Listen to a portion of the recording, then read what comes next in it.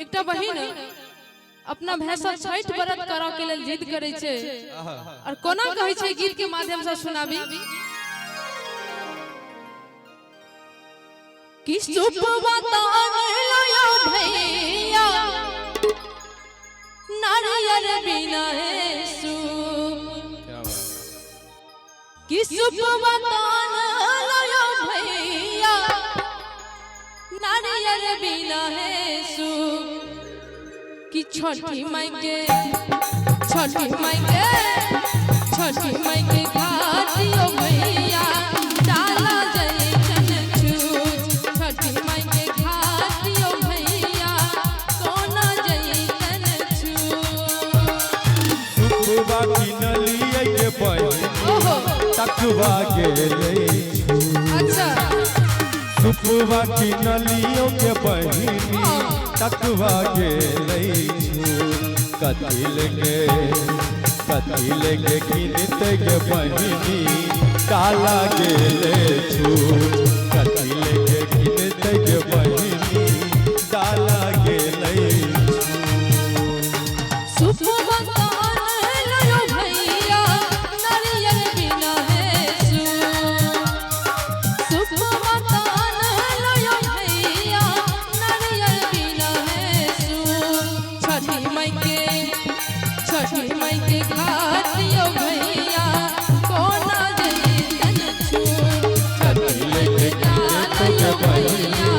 काला जाय छै अच्छा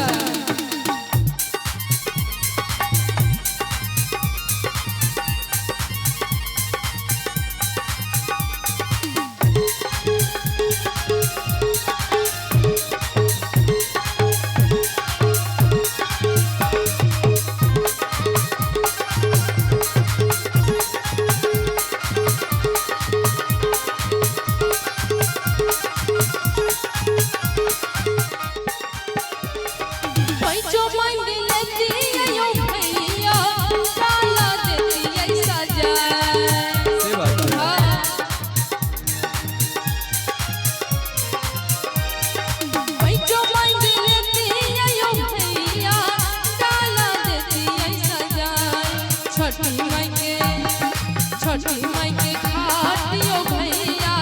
देतो हम पहुँचाए छठी माई के घाटियों भैया देतो हम पहुँचाए कोना हम मांगबै के बहिनी लोक सब लै छै लुलुआ कोना हम मांगबै के बहिनी लोक सब लै छै लुलुआ चलै चलू आठ के बहिनी माँ के कहबै बुझाए चलै चलू घाट के बहिनी माँ के कहबै बुझाए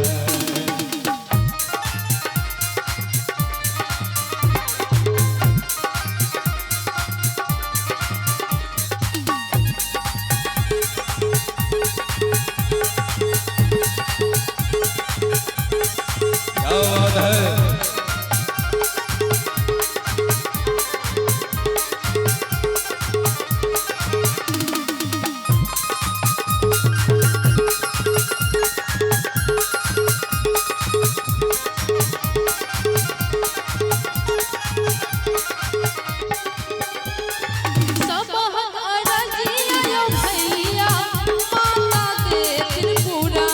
बात तो ठीक है कहे छी दादा